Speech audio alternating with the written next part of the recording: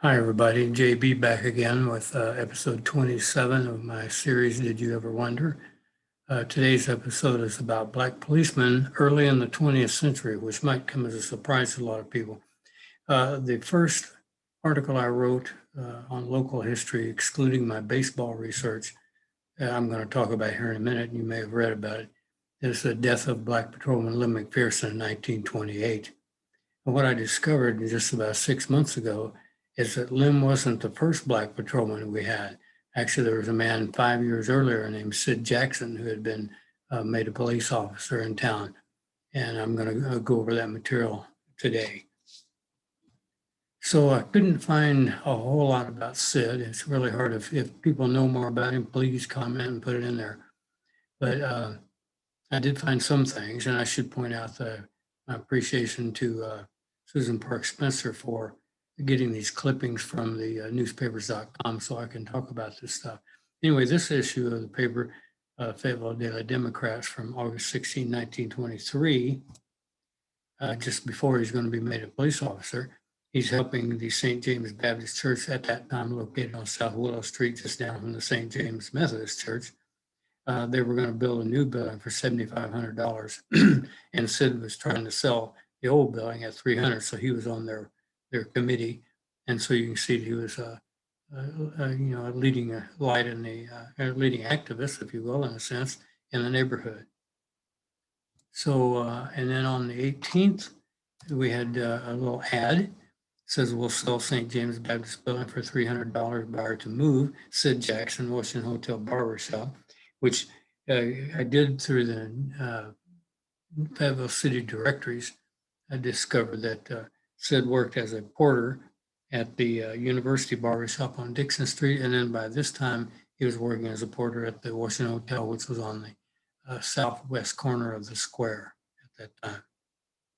So those are what's August 16 and 18. On September 6, 1923, we have an article. It was entitled Policemen Provided Colored Community. And bear in mind, this is a newspaper writing of almost 100 years ago. And it talks about Sid, and it says he was sworn in as a special police for the colored population by Judge W.F. Sturman this morning. Apparently, Sid was a good-sized guy. It says his broad, expansive chest was decorated with a huge star, and the new police will be presented with a club within the next few days. And they're expecting peace and calm, city official to predict because of Sid's size. Anyway, that's all I could find on Sid. By 27, 28, Lim Mcpherson is the police officer. I don't know when exactly he started or when Sid stepped down. I couldn't find an obituary on Sid. And anyway, so at least we know that it's almost 100 years ago. We had a Black patrolman, Sid Jackson, which is amazing.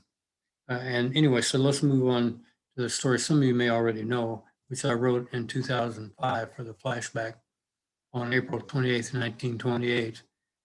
This was the headline, Negro patrolman slain Saturday during manhunt. And that's Lim Mcpherson. And he was 48 years old when he was killed. And the man that killed him was Everett Williams, who was 26 years old. Let's get a little details here on that. On that day, on that Saturday, Everett Williams had been out of jail for 8 days. He'd been busted on alcohol charges, as you can imagine, back in those days.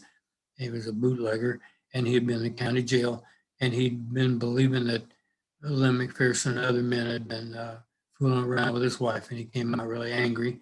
And they passed each other once in the afternoon, but nothing happened, just some grumbling at each other up on Willow Street, relatively near to the Methodist church, as I recall.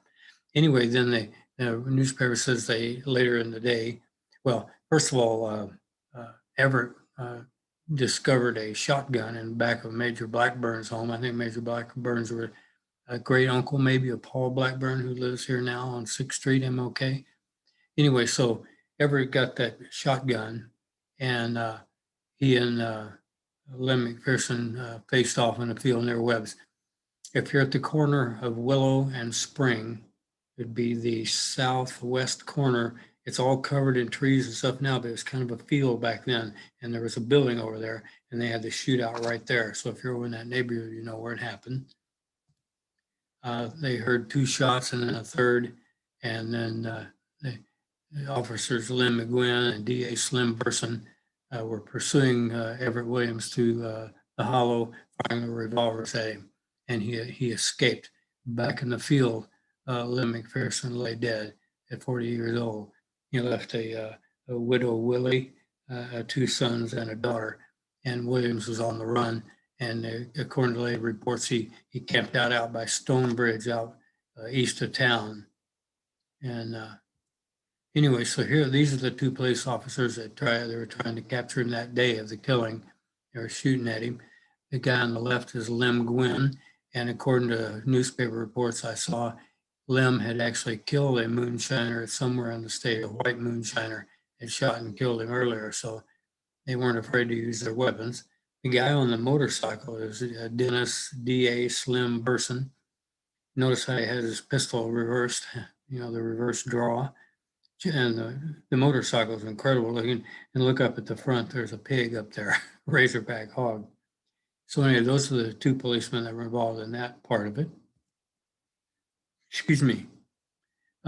So Everett escaped that day. And then on the 20th, that next Monday, they heard he was at the FIMU sorority where his sister was working as a cook.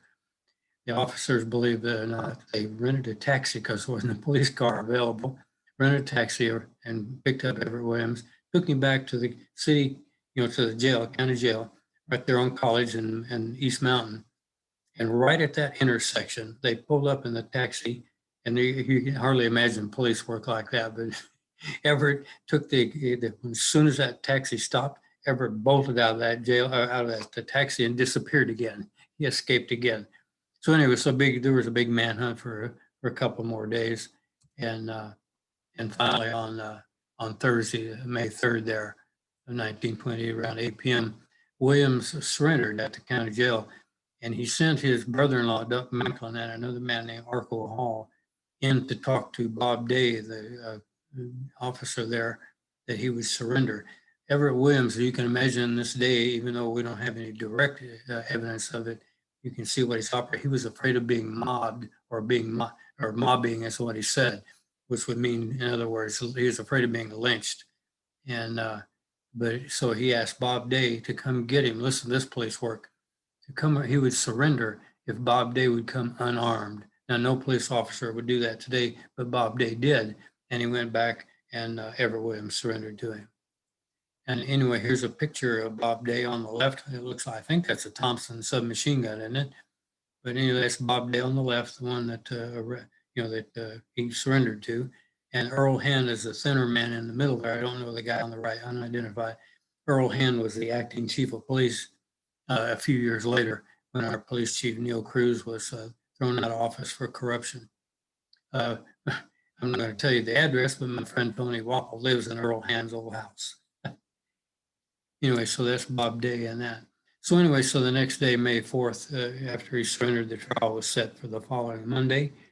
And Judge Maples was the judge, and I'm going to have to look these names up. The court-appointed defense attorneys were Jacob Wythe Walker and Donald Trumbo. The prosecuting attorney was J.S. Combs out of Rogers, and the city attorney was George Hurst, and 17 witnesses were called in the trial. And so on May the 7th, the following Monday, Williams was given a 21-year sentence by Judge Maples in the Arkansas State Penitentiary. Now, the jury was all white, and they deliberated 3 hours, and something like 100 people were hanging around waiting for the decision. So it was quite the event at the time. So after this material was brought to the attention of the Fayetteville Police Department, they worked and got a new gravestone for Lim Mcpherson, who's buried in Oak Cemetery. I've talked about it before, a traditionally African-American cemetery here in town. And you can see on the stone, died in the line of duty. You can see the stone he had before is kind of broken off in there. And just a quick note, he's buried to his left is his brother, Ollie Mcpherson's grave. And I've probably talked about, if you've seen my the 1918 influenza talks, I may have mentioned Ollie. He was a World War I veteran, should be over in the National Cemetery, but for some reason he was not. And he died in 1919 at Fort Riley, which is like epicenter. So I'm just sure he died of the influenza in the war. That's Ollie, the brother. So there's Lim's grave now in Oak Cemetery. And so one of the things that happened after all this is the end of this segment here is that the police created this memorial. The first version, which was knocked down, they built another one. And you can't see those very well, but I'll read them. It's William D. Patton's on the top. He's the city marshal who was gunned down on the square at the intersection of East Center and East Avenue, right by the continuing ed in the sidewalk or crosswalk right there. He was killed in 1881 by unknown assailants, although we believe it was a Reed family out of West Fork that at least friends or them killed him. And then Lim Mcpherson, 1928. Elmo Ritchie, I think around the late 50s or early 60s, maybe in the 60s. Elmo died. He's one of the policemen back in the 50s. You knew all the policemen by name. Elmo died of a heart attack while he was on duty. And then, of course, going on a year and a half ago, right before Christmas, 2019, Officer Stephen Carr was shot dead at the police station, which put a really pall over everything in town. Anyway, so that's a real quick look at the two black policemen in Fayetteville. I think quite surprising, and at that time in a very segregated town. And it was an interesting part of our history that I don't think a lot of people know much about. But anyway, so that was episode 27 of my series. And 28, let me see what 28 is going to be. I promised you before I would talk about the year 1839, and episode 28 will be about that very, very bloody year of 1839, a very dangerous time in the area. So anyway, until then, I'll see you later. Thanks very much, and bye for now.